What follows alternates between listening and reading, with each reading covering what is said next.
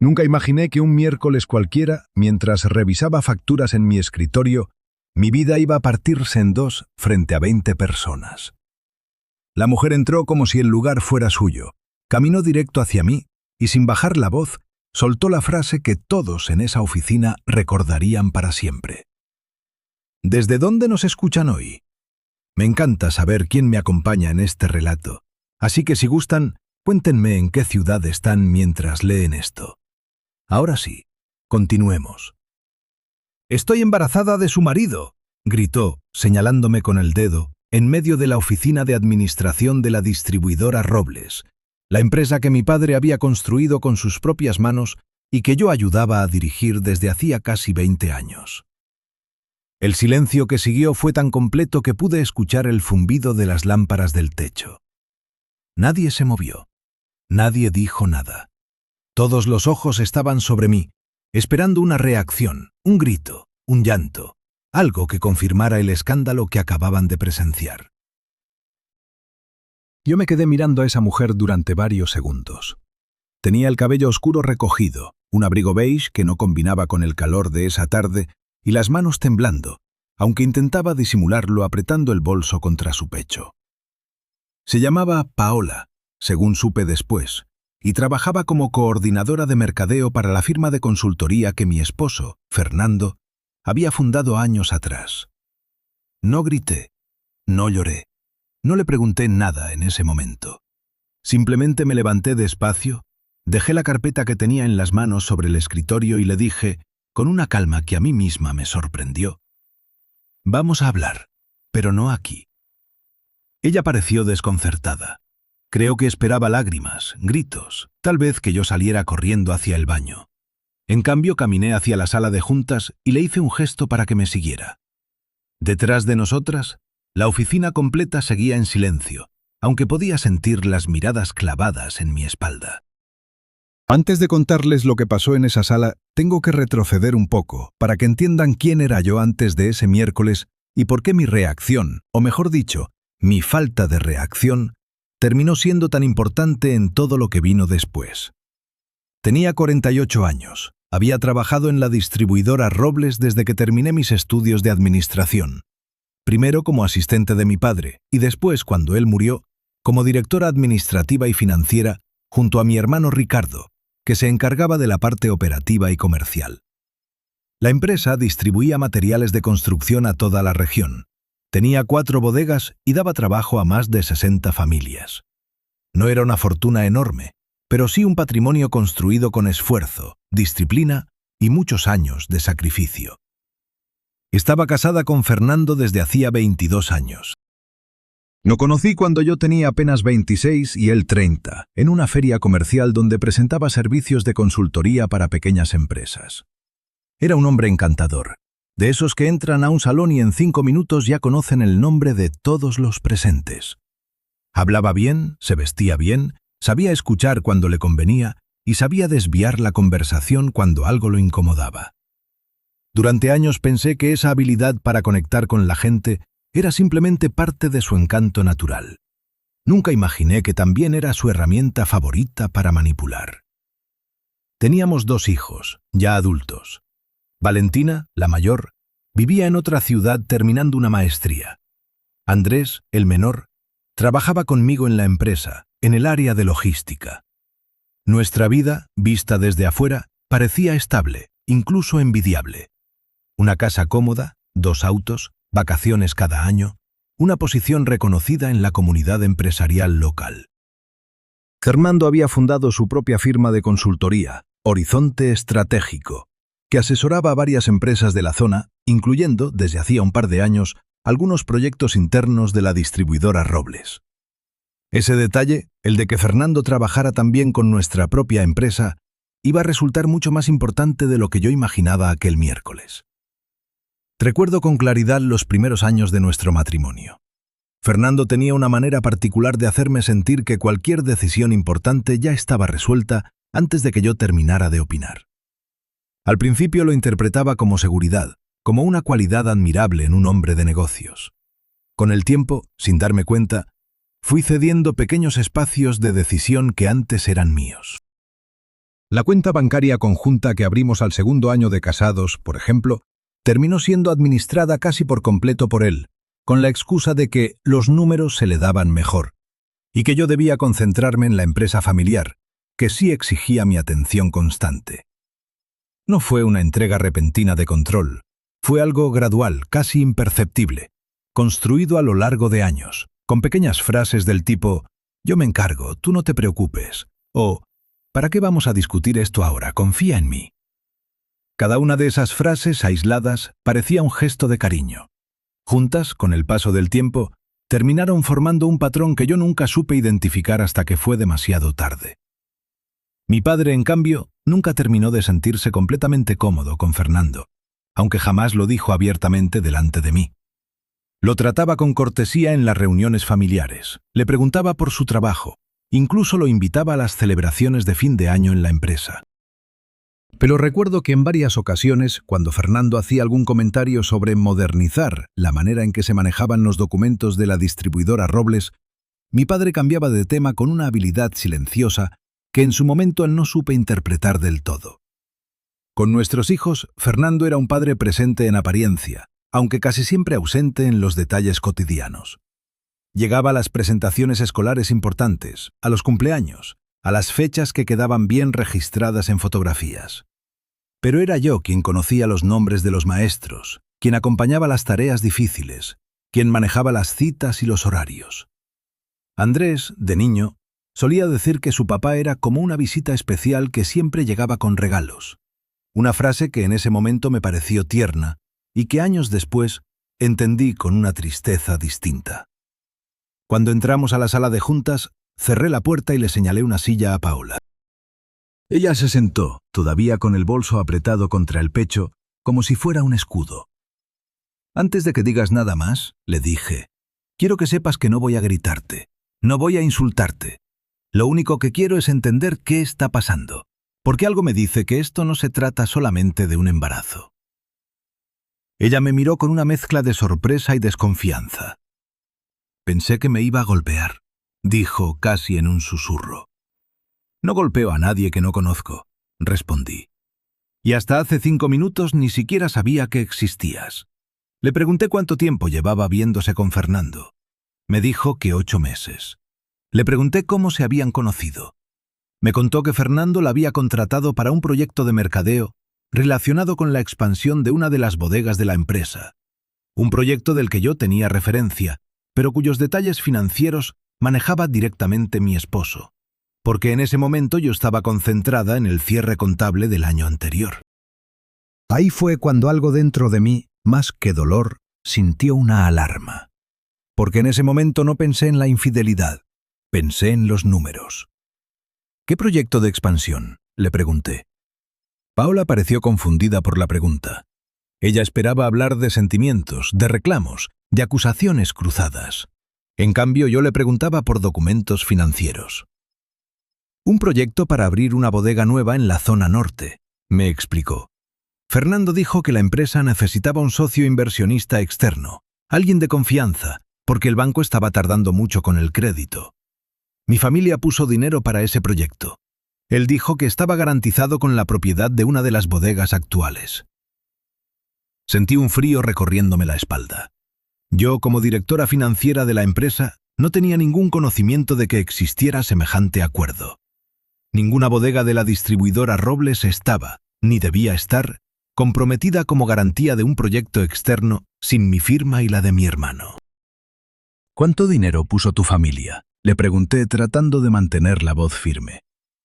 800.000 pesos, respondió. Los ahorros de mi papá, de toda su vida trabajando en su taller mecánico.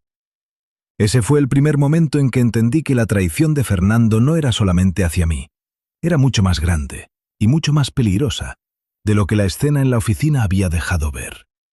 Le pedí a Paola que me mostrara cualquier documento que tuviera relacionado con esa inversión. Ella dudó un momento, pero finalmente sacó su teléfono y me mostró capturas de pantalla de un contrato. En ese contrato aparecía el nombre de la distribuidora Robles, una cláusula de garantía sobre activos inmobiliarios de la empresa, y para mi sorpresa, una firma que parecía la mía, junto a un sello que decía autorizado por la dirección financiera. Yo nunca había firmado ese documento. Nunca había visto ese documento. «Necesito una copia de esto», le dije, tratando de que mi voz no temblara. No para pelear contigo, para entender qué me está pasando a mí también.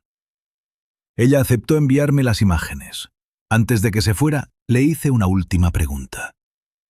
«¿Por qué viniste a decírmelo aquí, hoy, delante de todos?» Paola bajó la mirada.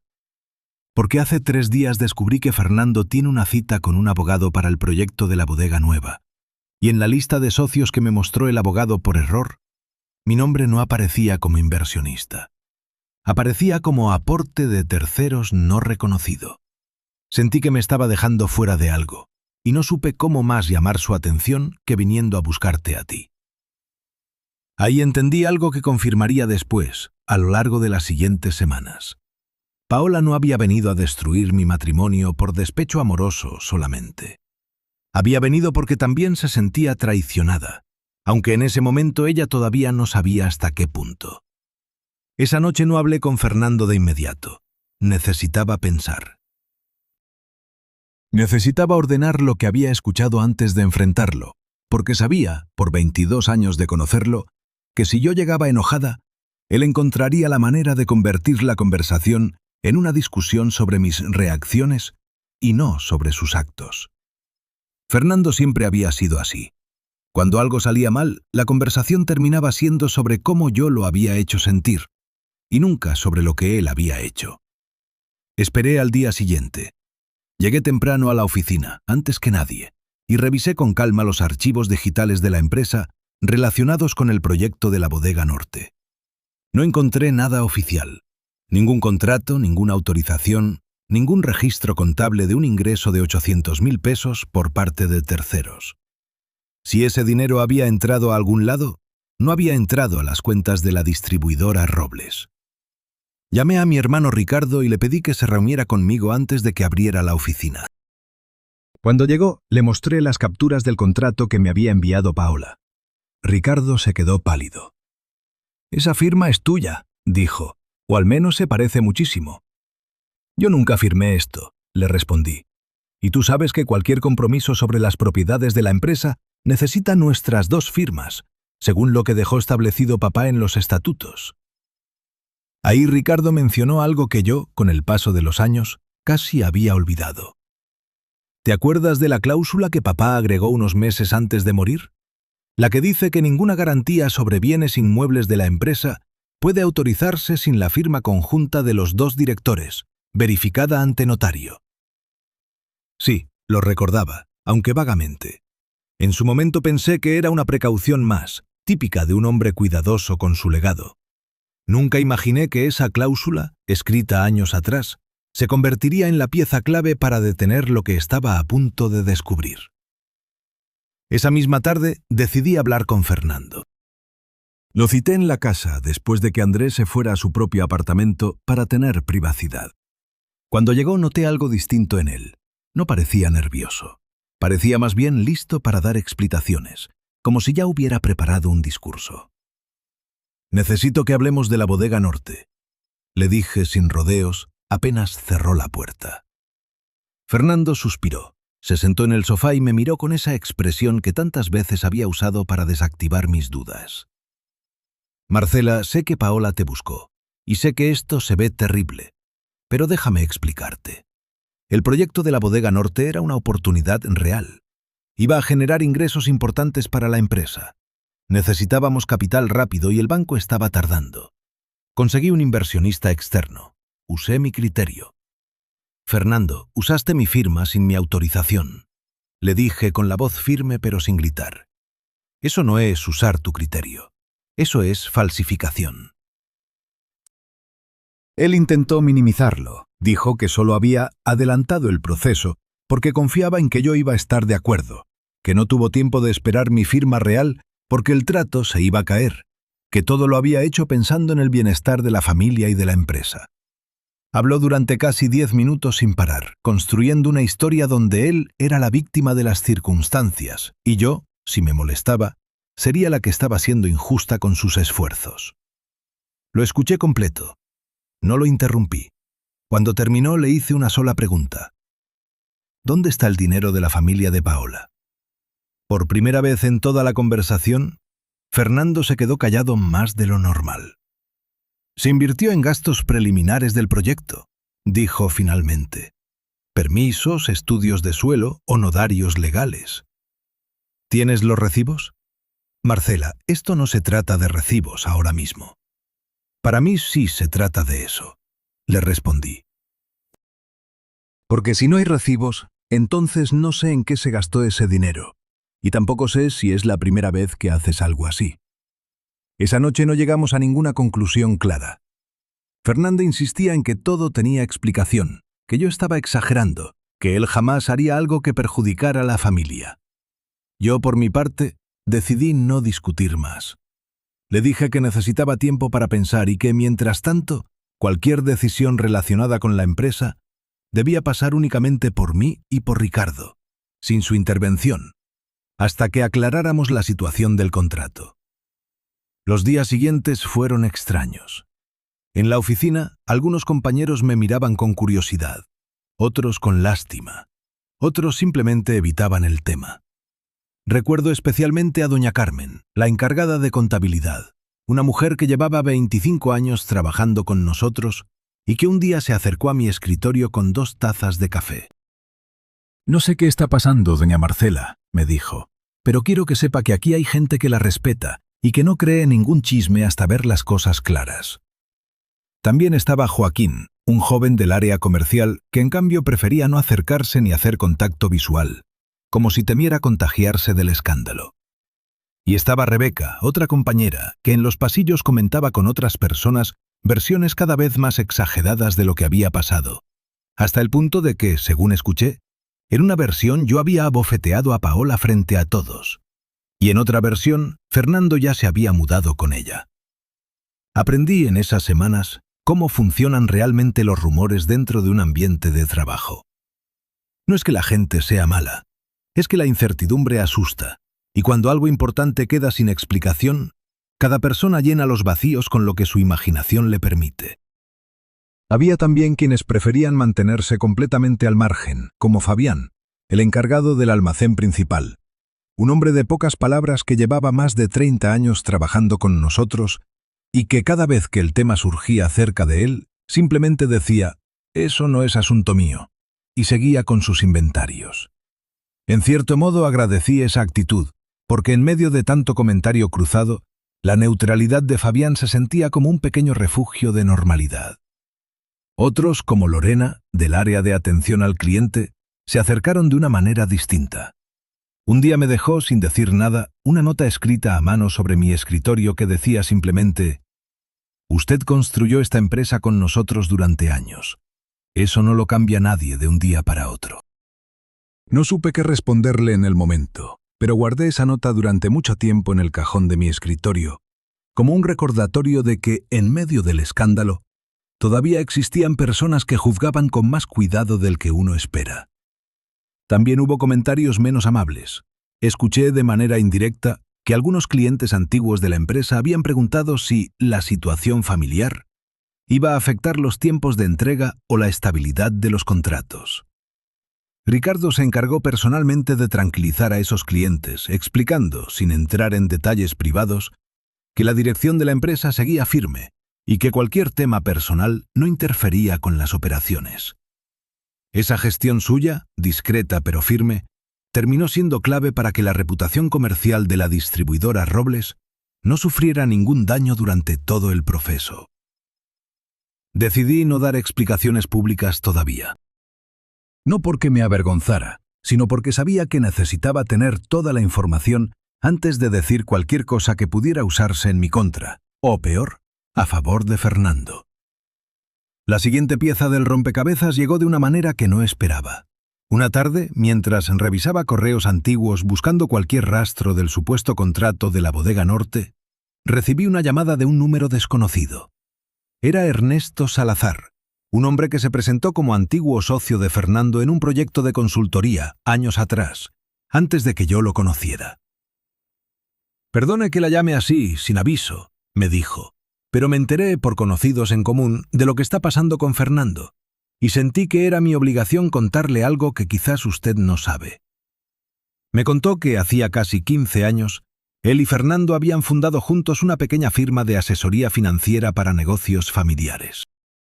Según Ernesto, en algún momento comenzó a notar movimientos extraños en las cuentas de clientes, préstamos que se solicitaban a nombre de las empresas sin autorización clara de todos los socios, y garantías que se ofrecían usando bienes que, en teoría, no debían comprometerse sin firmas conjuntas.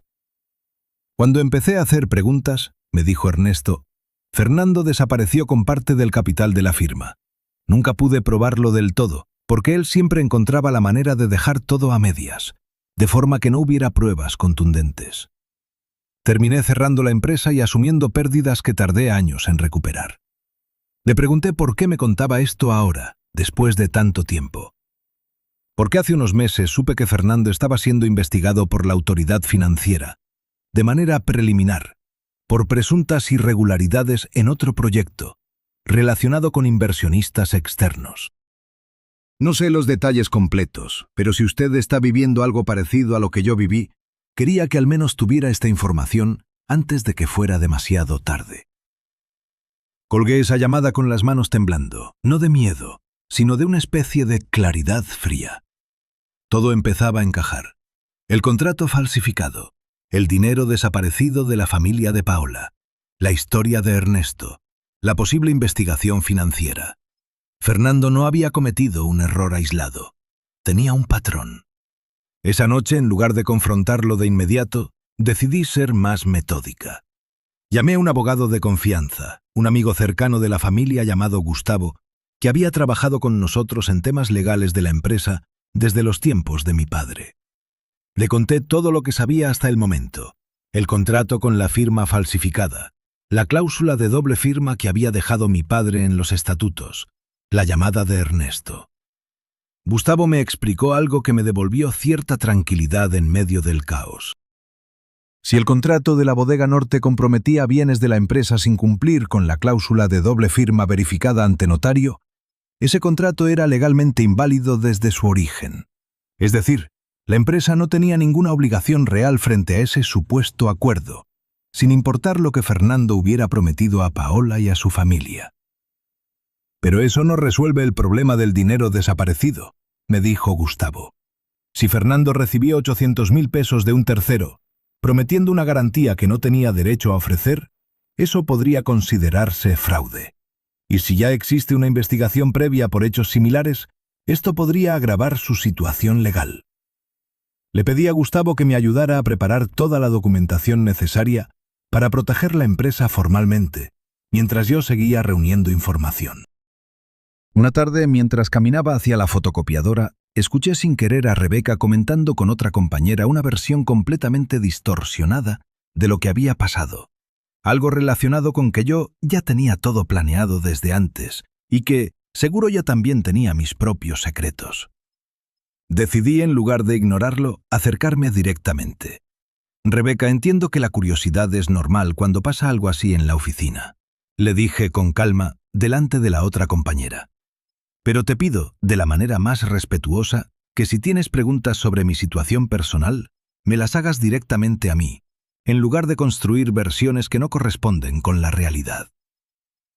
Rebeca se puso visiblemente incómoda, murmuró una disculpa apresurada y desde ese día dejó de comentar el tema abiertamente. No hubo gritos ni sanciones formales de mi parte. Simplemente entendí que muchas veces poner un límite claro y directo, sin agresividad, es suficiente para detener un rumor antes de que siga creciendo. Fue en ese proceso cuando ocurrió el siguiente giro importante de esta historia. Mi hermano Ricardo, revisando unas cajas viejas en la bodega principal donde guardábamos documentos antiguos de la época de nuestro padre, encontró una carpeta que ninguno de los dos recordaba con claridad. Dentro había copias de escrituras, actas de junta antiguas y entre los papeles un documento que me hizo detenerme por completo.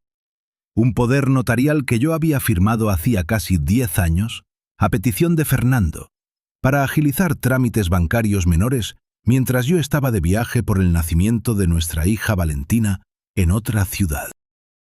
En su momento firmé ese poder confiando plenamente en mi esposo, sin imaginar que un documento pensado para resolver un trámite puntual pudiera seguir vigente años después, ni que él pudiera usarlo para autorizar movimientos financieros a mi nombre sin mi conocimiento directo. Gustavo revisó el documento y confirmó algo que me heló la sangre. Aunque ese poder no cubría directamente decisiones sobre bienes inmuebles de la empresa, gracias a la cláusula protectora de mi padre, sí explicaba por qué Fernando había tenido, durante años, la posibilidad de firmar ciertos documentos financieros menores en mi nombre, generando así una costumbre, una especie de precedente, que después intentó estirar para justificar movimientos mucho más grandes, como el de la supuesta inversión de la Bodega Norte. Esto demuestra un patrón de comportamiento, me explicó Gustavo. No es solo un error puntual, es una forma de operar que se repite en el tiempo. Mientras yo avanzaba en esta investigación silenciosa, Paola, por su parte, estaba viviendo su propio proceso de descubrimiento. Un día me llamó con la voz alterada y me pidió que nos viéramos. Acepté, no porque quisiera tener una relación cercana con ella, sino porque sabía que cualquier información que ella tuviera podía ser importante para entender el panorama completo. Nos encontramos en una cafetería alejada del centro, un lugar neutral donde nadie nos conocía. Ella llegó con los ojos hinchados, como si llevara días sin dormir bien. Grabé una llamada con Fernando. Me dijo casi sin saludarme, mostrándome su teléfono. No lo hice a propósito al principio, fue un accidente. Mi teléfono se quedó grabando una nota de voz que empecé a hacer para una amiga, y terminó captando toda la conversación que tuve con él después. Me mostró el archivo. Le pedí que lo reprodujera. En esa grabación se escuchaba a Fernando discutiendo con Paola, negando que el dinero de su familia estuviera realmente destinado a la Bodega Norte, y admitiendo, en un momento de descuido, que ese dinero ya se había usado para cubrir otro compromiso urgente, sin dar más detalles. También se escuchaba a Fernando diciendo una frase que se me quedó grabada. Yo siempre encuentro la manera de arreglar las cosas. Tú solo tienes que confiar en mí, como confía Marcela.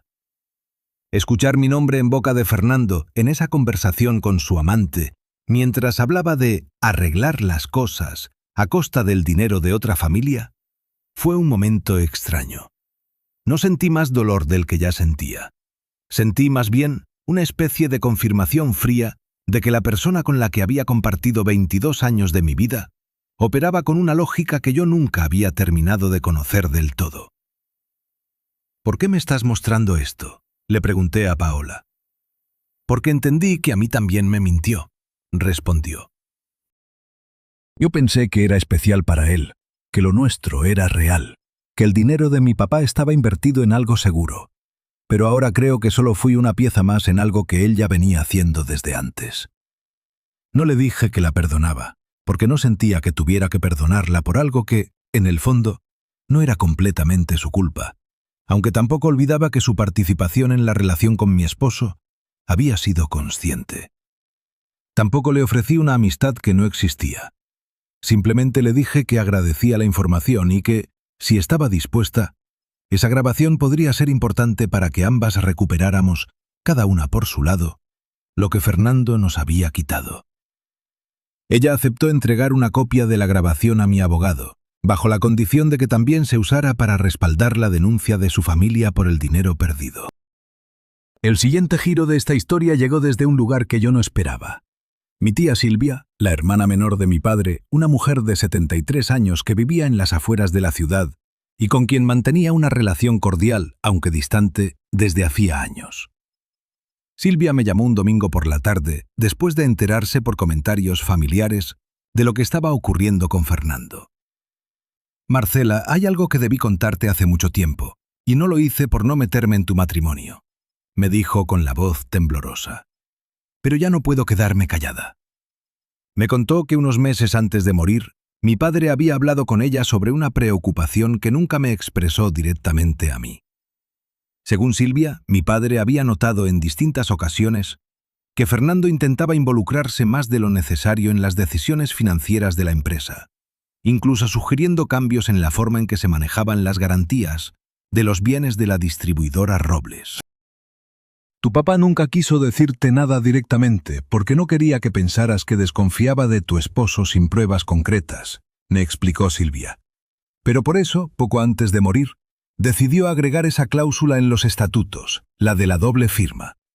Me dijo literalmente: esto es para proteger a Marcela, no de un extraño, sino de cualquiera que algún día pueda intentar aprovecharse de su confianza, incluyendo dentro de la familia.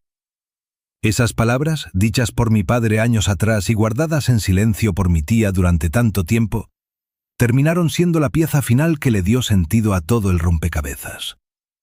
Mi padre, sin acusar directamente a nadie, había tenido la sabiduría de proteger la empresa, y sin saberlo, también me había protegido a mí, mucho antes de que yo entendiera que iba a necesitarlo.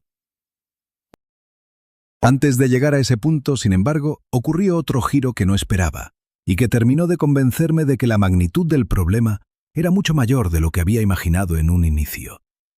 Una mañana recibí una llamada de Óscar Beltrán, un antiguo compañero de universidad que con los años había terminado trabajando como gerente de una sucursal bancaria en la ciudad. No hablábamos con frecuencia, apenas algún saludo ocasional en redes sociales, así que su llamada me tomó por sorpresa. Marcela, quiero ser cuidadoso con esto porque hay temas de confidencialidad que debo respetar, me dijo con un tono claramente incómodo. Pero como te conozco desde hace tantos años, y como sé que ustedes son gente seria, sentí que debía decirte algo, aunque sea de manera indirecta. Me explicó, sin dar detalles específicos que comprometieran su trabajo, que había notado, en el sistema del banco, una solicitud de refinanciamiento sobre la vivienda familiar, presentada meses atrás, en la cual aparecían ambos nombres, el mío y el de Fernando, como solicitantes conjuntos. Lo que me llamó la atención, me dijo Óscar, es que en la carpeta de soporte hay una copia de cédula tuya que no coincide del todo con la fotografía más reciente que tenemos registrada de otros trámites anteriores que hiciste con nosotros hace años. Puede ser cualquier cosa, un error de digitalización, pero preferí decírtelo directamente a ti antes de que avanzara más el proceso. Sentí que el piso se movía bajo mis pies. Fui de inmediato a revisar los documentos de la casa que guardábamos en una carpeta en el estudio, y descubrí que, en efecto, existía una solicitud de refinanciamiento por un monto considerable, con mi firma, que yo tampoco recordaba haber realizado. Con la ayuda de Gustavo, solicitamos formalmente al banco una copia certificada de toda la documentación presentada para ese trámite. Cuando la recibimos, comparamos la firma con ejemplos reales de mi rúbrica en documentos oficiales anteriores, como mi cédula, mi licencia de conducir y contratos previos de la empresa. La diferencia, aunque sutil, era clara para un experto. La firma del trámite bancario tenía un trazo final distinto, una pequeña curva que yo nunca había hecho en mi firma habitual. Ese hallazgo, sumado a lo que ya sabíamos sobre el contrato de la Bodega Norte, confirmó algo que hasta ese momento yo todavía intentaba negar en el fondo de mi corazón. No se trataba de un error aislado, ni de una mala decisión tomada bajo presión, como Fernando insistía en repetir. Se trataba de una forma sistemática de operar, construida durante años, aprovechando la confianza que yo, sin darme cuenta, le había entregado poco a poco. Con toda esta información reunida, el contrato falsificado, la llamada de Ernesto sobre la investigación financiera previa, el poder notarial usado indebidamente, la grabación de Paola y el testimonio de mi tía sobre la cláusula protectora de mi padre, Gustavo preparó una serie de acciones legales y administrativas.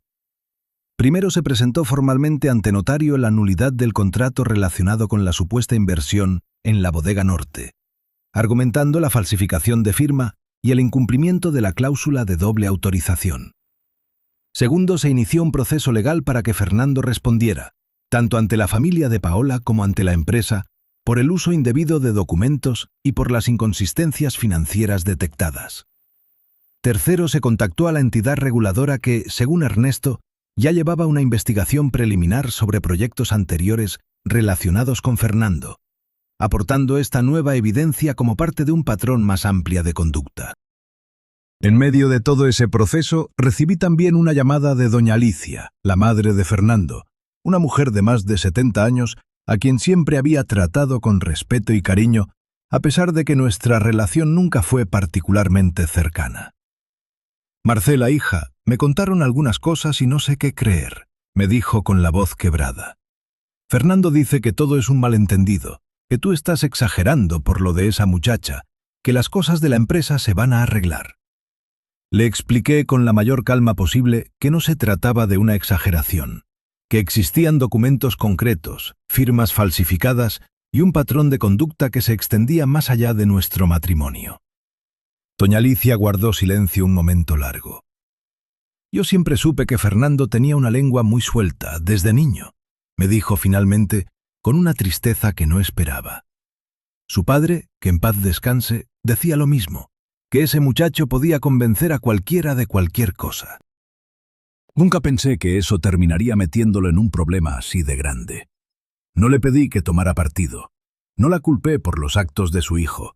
Simplemente le agradecí que me hubiera llamado y le dije que pasara lo que pasara con el proceso legal, ella seguiría siendo la abuela de Valentina y Andrés y que eso no iba a cambiar. Esa conversación, breve pero honesta, fue una de las pocas ocasiones durante todo el proceso en que sentí que alguien cercano a Fernando reconocía, sin excusas, la existencia de un patrón que él llevaba toda la vida repitiendo. Cuando finalmente enfrenté a Fernando con todo lo que había reunido, la conversación fue muy distinta a la anterior. Esta vez no lo hice sola. Estábamos Gustavo, Ricardo y yo, en la sala de juntas de la empresa, un lugar que Fernando conocía bien, pero donde, por primera vez en años, no tenía ningún control sobre la conversación. Le mostramos el contrato falsificado. Le mostramos el poder notarial usado más allá de su propósito original. Le mencionamos, sin dar todos los detalles, la existencia de una investigación previa relacionada con su historial. Fernando intentó, como siempre, construir una explicación. Habló de malentendidos, de decisiones tomadas bajo presión, de que todo lo había hecho pensando en el futuro de la familia. Pero esta vez sus palabras ya no tenían el mismo efecto sobre mí.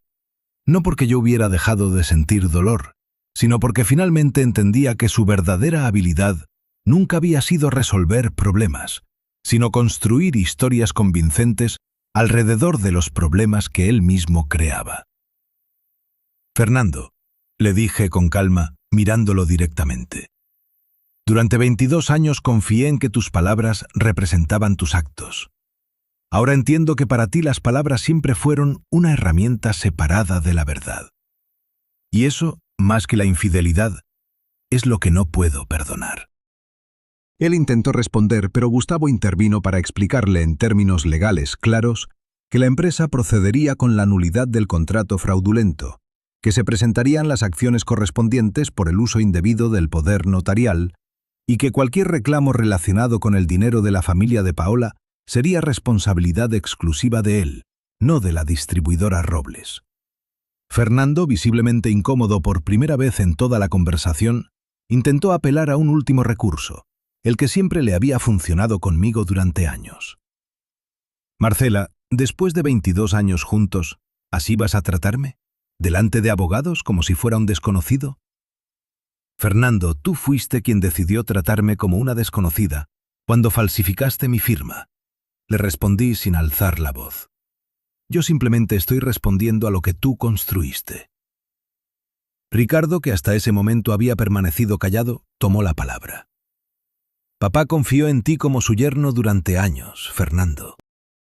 Y tú usaste esa confianza para poner en riesgo lo que él construyó con tanto esfuerzo. Eso no tiene disculpa posible. Fernando bajó la mirada por primera vez en toda la reunión. No dijo nada más. Fue, quizás, el único momento en toda esa historia en que lo vi genuinamente sin palabras, sin un discurso preparado, sin una manera de darle la vuelta a la situación a su favor. Las semanas siguientes trajeron consecuencias reales para Fernando. La entidad reguladora amplió su investigación, incorporando tanto el caso anterior mencionado por Ernesto como los nuevos hallazgos relacionados con el contrato falsificado, el trámite bancario con firma cuestionada y el dinero de la familia de Paola. Un investigador asignado al caso, un hombre llamado Norberto Casanova, nos citó en varias ocasiones a Ricardo y a mí para ampliar declaraciones y entregar copias certificadas de toda la documentación reunida. Recuerdo especialmente una de esas reuniones en una oficina pequeña y sobria del organismo regulador, donde Norberto nos explicó, con paciencia, cómo funcionaba este tipo de procesos. Casos como este suelen tardar meses, a veces más de un año, en resolverse completamente, nos dijo. Pero la solidez de la evidencia que ustedes han reunido, especialmente la cláusula de doble firma que protegía los bienes de la empresa y la comparación pericial de las firmas, hace que este expediente avance con más claridad que la mayoría que recibimos. Nos explicó también que, gracias a la denuncia de la familia de Paola y a la información aportada por Ernesto sobre el caso anterior, el organismo regulador podía establecer un patrón de conducta reiterada, lo cual, según nos dijo, agravaba considerablemente la situación legal de Fernando, al no tratarse ya de un hecho aislado, sino de una práctica sostenida en el tiempo. Varios de sus clientes de consultoría, al enterarse de la situación a través de comentarios en el círculo empresarial local, comenzaron a distanciarse, cancelando contratos y evitando mencionarlo en reuniones profesionales. Un antiguo cliente de Horizonte Estratégico, dueño de una ferretería en la zona sur, me buscó personalmente, no para pedir explicaciones sobre mi vida privada, sino para preguntar, con genuina preocupación, si algún proyecto de asesoría que había contratado con Fernando podía tener el mismo tipo de irregularidades. Lo puse en contacto con Gustavo, quien lo orientó sobre cómo revisar sus propios documentos. Horizonte Estratégico, la firma que tanto orgullo le daba a Fernando, perdió en pocos meses la mayoría de sus proyectos activos. No fue una venganza planeada por mi parte. No busqué destruir su reputación. Simplemente la verdad, una vez ordenada y presentada con pruebas claras, hizo su propio trabajo. Las personas que antes confiaban en su encanto y en su forma de hablar, comenzaron a alejarse cuando entendieron que detrás de esas palabras convincentes había una historia de manipulación sostenida durante años. En cuanto a Paola, su familia decidió presentar una denuncia formal contra Fernando por el dinero perdido, apoyándose en la grabación y en el reconocimiento por parte de Fernando mismo de que esos fondos nunca se habían destinado realmente al proyecto prometido. No volví a tener contacto cercano con ella después de eso. No nos hicimos amigas, ni falta que hacía. Pero antes de que cada una siguiera su camino, nos encontramos una última vez, casi por casualidad, en un pasillo del edificio donde se realizaban las audiencias legales. «Espero que puedas recuperar lo que te quitaron», le dije, sin rencor en la voz. «Espero lo mismo para ti», respondió ella. «Y gracias por no tratarme como si yo fuera el único problema en toda esta historia». Fue un momento breve, sin abrazos ni reconciliaciones dramáticas, pero con un entendimiento silencioso de que ambas, de maneras distintas, habíamos sido utilizadas por la misma persona. Con el paso de los meses, la distribuidora Robles se estabilizó.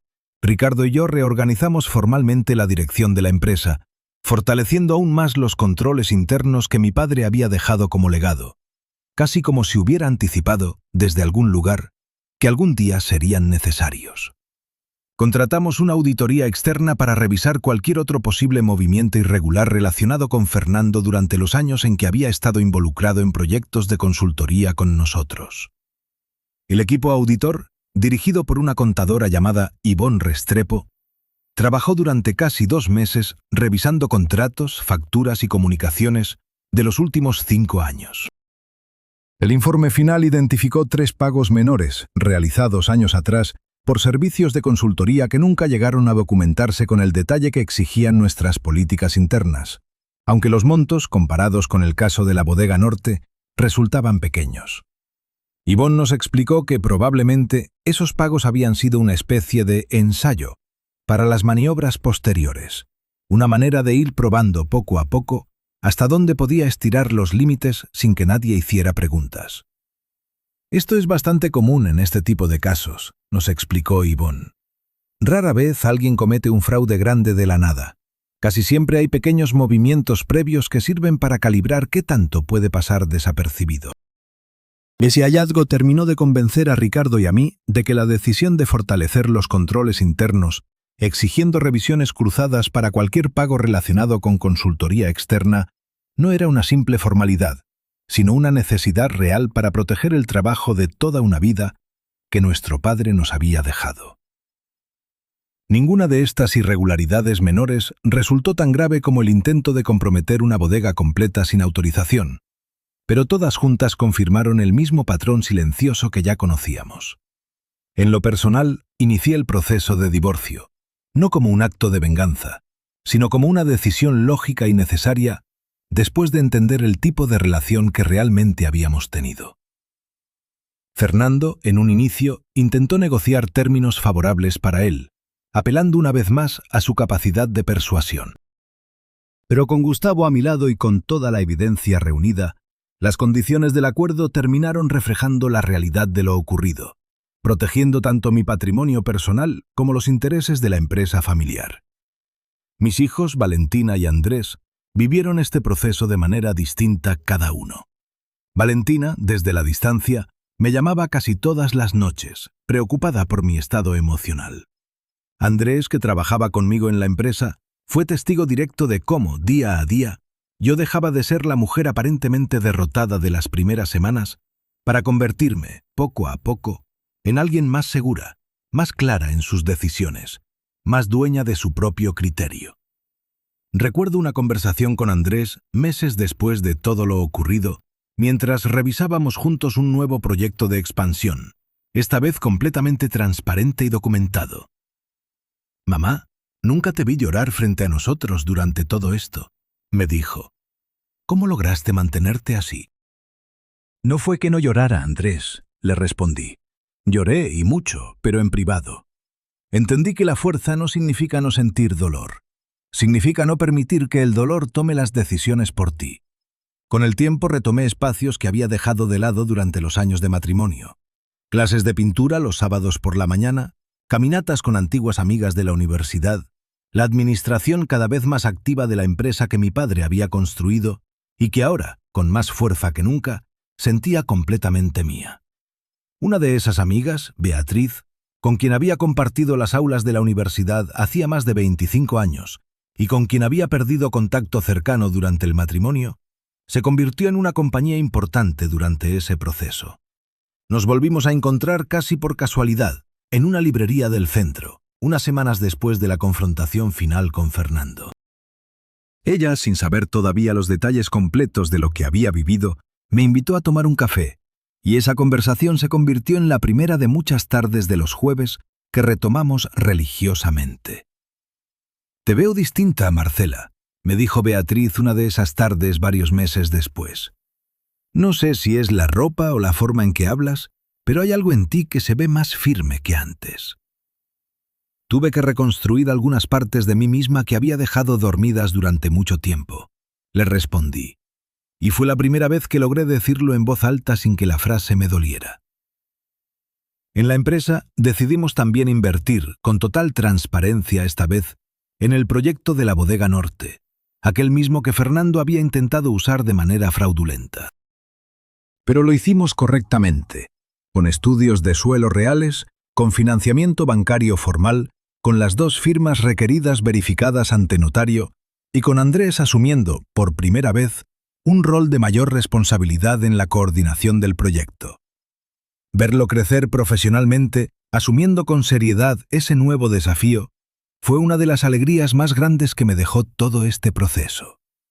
Valentina, por su parte, decidió regresar a vivir a la ciudad después de terminar su maestría, en parte, según me confesó, porque quería estar más cerca de mí durante esta nueva etapa.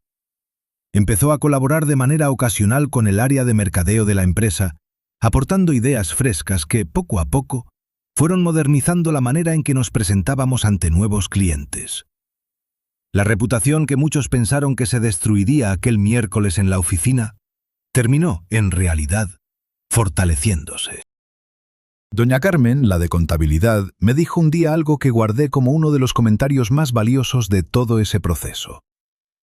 «Doña Marcela, aquí todos vimos cómo se paró usted frente al escándalo sin perder la compostura. Y con el tiempo entendimos que la verdadera fuerza no estaba en gritar, sino en cómo usted manejó todo con inteligencia. Eso se respeta más que cualquier otra cosa».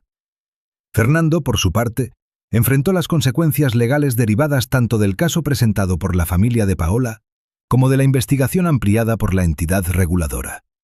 No voy a entrar en detalles judiciales que no me corresponden narrar con precisión, pero sí puedo decir que perdió el control de su firma de consultoría. Tuvo que responder económicamente por el dinero perdido de terceros y su nombre, antes reconocido en el ambiente empresarial local, quedó asociado a la desconfianza y a la falta de ética profesional. Nunca sentí la necesidad de buscar más allá de eso. La justicia en este caso no vino de un acto de venganza personal, sino de la consecuencia natural y lógica de sus propias acciones, sostenidas durante años y finalmente expuestas con claridad. Hoy, cuando miro hacia atrás, entiendo que aquel miércoles en la oficina no fue el final de mi historia, como muchos pensaron en su momento, sino apenas el comienzo de un proceso que me permitió conocerme de una manera distinta. Aprendí que la dignidad no se defiende gritando, sino actuando con claridad incluso cuando todo alrededor parece derrumbarse. Aprendí que el orgullo busca ganar una discusión, mientras que la dignidad busca simplemente sostenerse en la verdad, sin importar cuánto tiempo tome.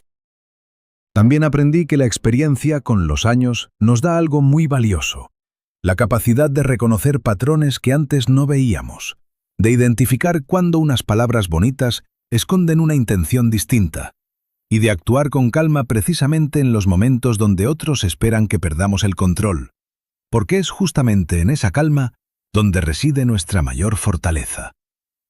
Entendí además que las decisiones impulsivas casi siempre terminan beneficiando a quien manipula, no a quien ha sido dañado. Si aquel miércoles yo hubiera reaccionado con gritos, con un escándalo mayor, probablemente la conversación pública se habría centrado en mi supuesta falta de control, y no en los documentos falsificados que Fernando llevaba años ocultando. La calma, en cambio, me dio el tiempo necesario para investigar, para reunir pruebas, para hablar con las personas correctas antes de tomar cualquier decisión definitiva. Comprendí también la diferencia real entre el orgullo y la dignidad, algo que durante muchos años confundí sin darme cuenta. El orgullo me hubiera llevado a defender mi matrimonio a toda costa, solamente para no admitir frente a los demás que me había equivocado al confiar tanto. La dignidad, en cambio, me permitió aceptar la verdad, por dolorosa que fuera, y actuar en consecuencia, sin necesidad de fingir que todo seguía igual. Con el paso de los meses, entendí que la reputación construida durante años de trabajo honesto no se destruye fácilmente por un escándalo momentáneo, siempre que uno responda a ese escándalo con hechos claros y no con explicaciones improvisadas. Y entendí, sobre todo, que ocultar la verdad durante demasiado tiempo, como hizo Fernando durante más de una década, siempre termina teniendo un costo mucho mayor que enfrentarla a tiempo. Si hay algo que me gustaría que se llevaran de esta historia, es esto. Cuando la vida les ponga frente a una traición o frente a una verdad que duele, tómense el tiempo de observar antes de reaccionar.